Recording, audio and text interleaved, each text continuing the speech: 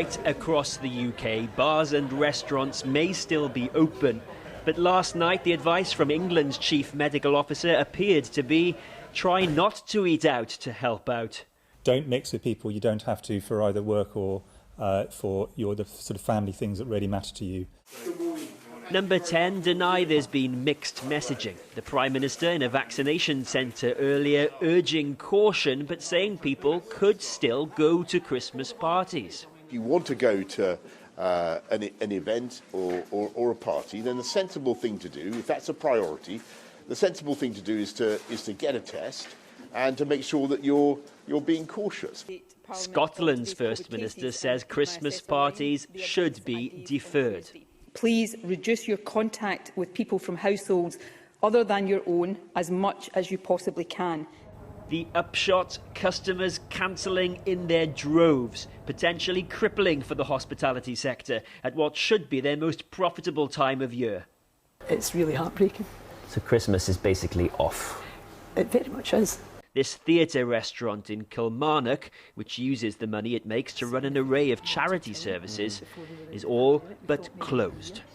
You'll barely serve a Christmas dinner then here after all that excitement and hope. After all the hope and all the planning and all the excitement and all the preparation, everything has had to stop. Not because it's the law that we have to.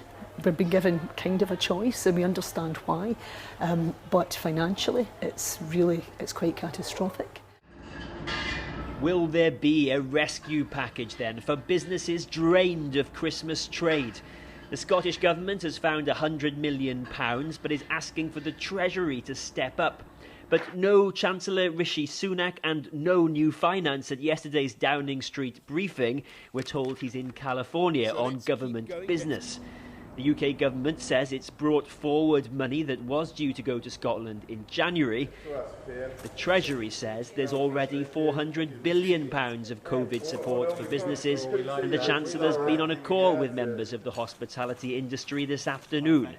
But Labour has joined those demanding extra emergency help. Unless they can plan for a viable trading future, the nightmare situation is for many that they'll have to consider letting go of staff just before Christmas. And the government have got to understand that is directly related to the announcements they have made without giving proper consideration to the impact on businesses. So all this is stacking up? It's stacking up and the stuff's still coming in at the back of it. At one of Scotland's biggest wholesalers, Christmas food they ordered months ago is piled on top of stuff they can no longer shift. £500,000 of surplus mince pies, puddings, and of course, mountains of turkey. So what has happened to orders for this turkey? It just fell off the wall. The cost of all those cancelled Christmas parties and restaurant bookings is a staggering amount of unwanted food. In this warehouse alone, they reckon they've got enough ingredients to make thousands and thousands of Christmas dinners that could yet be destined for the bin. So this is your Christmas problem, is it? This is one of the Christmas problems, yeah. So we've got British turkey breasts, use by date 26th of December. It's a sin having this here and potentially this could end up in the bin, where we've got people in the country that really could do with some nice protein. Wholesalers are calling for a national effort to get this food to those who need it. Over in Kilmarnock, that restaurant come charity says they'll cook up what they can and offer it. Hi. Michelle, nice to meet you. Nice to meet you. To those like shop worker Michelle, one of the legion of working parents navigating soaring costs this Christmas. We're going small and intimate, and we're not doing a turkey this year. We're doing a chicken because I can't afford a turkey. So many family budgets will only stretch so far. Christmas dinner depends on how much money I've got left at the end of the week to be able to go and buy, and whatever's left on the shelves. So yes, if something was offered, I would never say no.